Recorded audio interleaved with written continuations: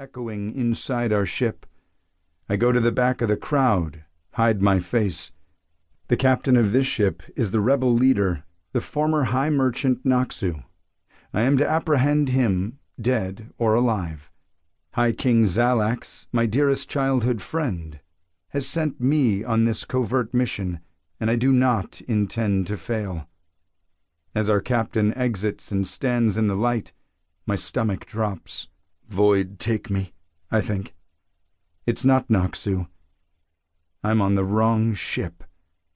The captain is wearing breeches of fine suede, the light beige of a yearling Koro.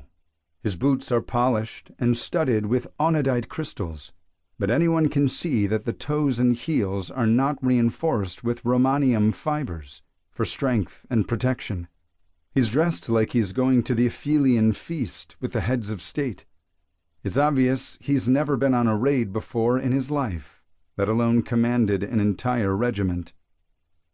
"Proud warriors," the captain says, his voice full of the arrogance of someone who hasn't had to hear the word no very often, if ever. "I am Captain Ingzan. Unsheathe your anankas. Set a full charge. Let the wailing widows send capsules into orbit. Let their grief songs echo through the sector. Let their prayers for mercy and rescue fall on deaf ears." Everything makes sense. Ingzan is Noxu's son, and while Noxu is cunning and experienced, his son has led the sheltered and spoiled life of the upper class. This raiding party is Noxu's present to his son. Noxu rounded up a group of inexperienced raiders and put them on this ship so his son can play captain. Noxu must have sent us way out to this desolate sector to keep his son out of harm's way.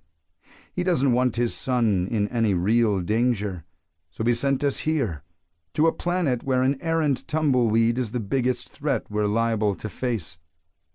The youths roar their approval. They think this is going to be like the songs that drunken old fools sing in the taverns. They are going to be disappointed when they see that there is nothing on this planet for them.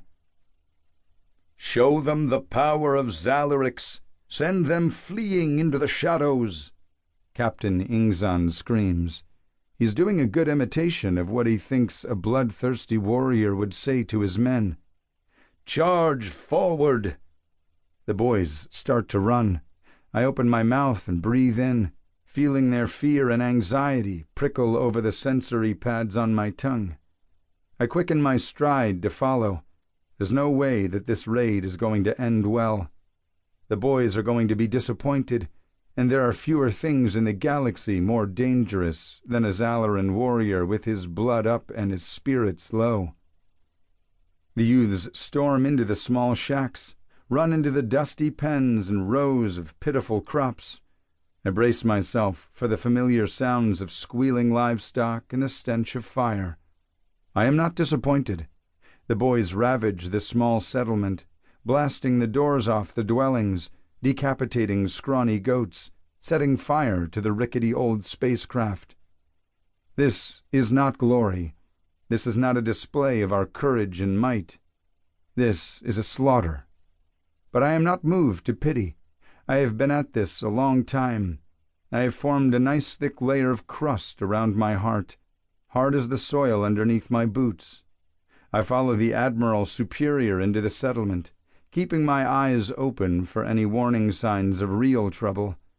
I know I won't have to wait long.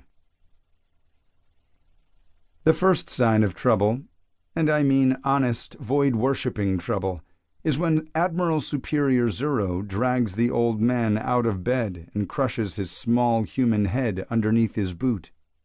The Admiral asks no questions, merely yanks the shriveled old ankle sticking out under the blanket and stomps his skull with no more ceremony than when you step on a petty palpoid skittering across the dusty floor of your chambers. The sound was depressingly unremarkable. A man's thoughts, dreams, memories, his life, ended in much the same way that you crack open a shell to get to the nut inside.